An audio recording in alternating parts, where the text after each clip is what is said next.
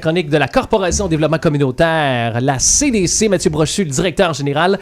Et notre invité cette semaine déjà annoncé, c'est Cynthia Léveillé, qui est conseillère, elle, aux familles du côté justement de la Société Alzheimer Rive-Sud. Salut à vous deux! Salut! Bon matin! Comment ça va? Ça va super bien avec la belle petite neige qui est tombée. Ça fait du bien. Ouais, t'as l'air hiver, hein, Cynthia? Oui, c'est très Noël. Très Noël. Fait que c'est commencé déjà depuis de nombreuses semaines pour toi. Exactement.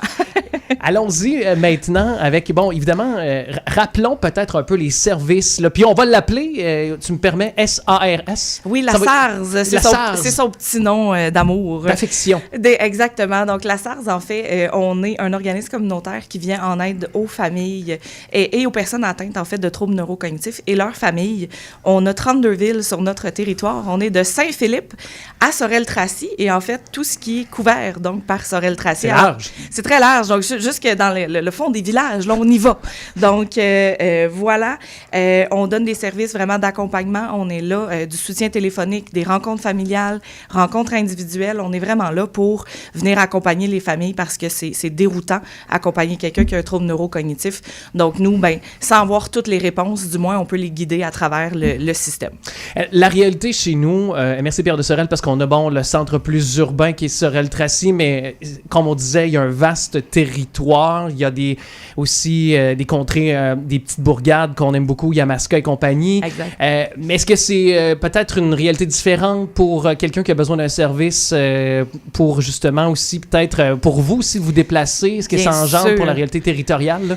Exactement. Bien, c'est ça. En fait, c'est la raison pour laquelle maintenant on est à Sorel. Donc, ça fait 1 an, presque jour pour jour, qu'on est arrivé, qu'on est revenu dans la région. Donc, oui, nous, on se déplace, on fait des rencontres à domicile. Tu sais, il y a la possibilité, s'il y a quelqu'un qui est justement chez eux qui ne peut pas se déplacer, qui n'a plus de voiture, plus de permis de conduire, bien, nous, on peut se déplacer. Donc, on fait arriver les services avec nous, tout simplement. Et là, bon, parce qu'on a aussi Mathieu qui est là, mais c'est parce que vous faites, je pense, aussi dans les locaux de la CDC, là, des consultations gratuites, je pense, c'est ça? Exactement. Donc, dans nos locaux, on a de la formation pour les proches aidants. On a des cafés-discussions aussi pour les proches aidants.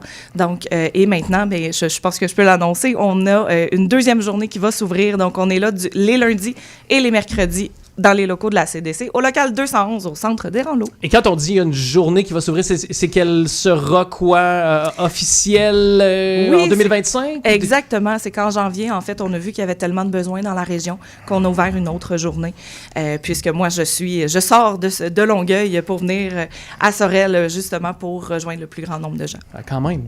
Ça avait de l'action sur notre étage avec, avec Cynthia les gens. et son sourire légendaire qui arrive toute pimpante et joyeuse. Belle énergie, oui. Je constate ce matin, même chose. Puis là, vous avez des formations, vous avez des groupes de soutien. Tout ça aussi, c'est également à comprendre, là. Oui, exactement. Puis, ce qui est vraiment bien de nos services, c'est qu'on n'a pas de liste d'attente. Nos services de consultation, c'est gratuit. C'est sûr, il y a des frais pour les formations. Même les cafés-discussions, c'est gratuit avec la carte de membre. Donc, il y a vraiment une possibilité, en fait. Il y en a pour tous les goûts. Nos services, c'est un peu... on va vraiment là, aller avec les besoins de la personne, avec les besoins de la famille. Donc, c'est un peu... je le dis comme ça avec mes gens, mais demandez, vous recevrez. On va être capable là, de vous suivre dans tout ça. On constate... le vieillissement de la population, et toi, tu es en contact avec les familles, justement. Mm-hmm. Comment, peut-être sur les deux côtés, autant ceux qui vivent avec l'Alzheimer, autant que ceux qui sont des proches aidants, comment ça va actuellement chez nous?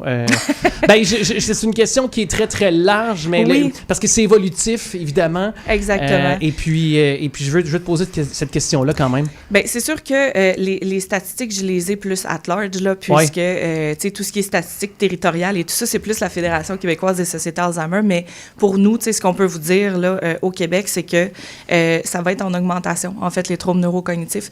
En ce moment, on parle de à peu près 1 personne sur 4 qui va être diagnostiquée après 65 ans d'un trouble neurocognitif. Fait que là, on parle Alzheimer, Parkinson, c'est un trouble neurocognitif. C'est vraiment toute la famille de tout ça. Et en 2036, on prévoit que ça va être 1 personne sur... c'est l'inverse, en fait, maintenant. C'est 1 personne sur 5 et ce sera une personne sur 4, donc ça va vraiment augmenter avec le temps. Ben peu importe la statistique, là, je veux dire, c'est ce que tu viens de nous dévoiler, c'est demain matin. C'est ça. Et c'est très aussi... c'est inquiétant. C'est inquiétant. C'est une situation qu'il faut s'occuper dès maintenant. C'est ça. Prévoir en amont.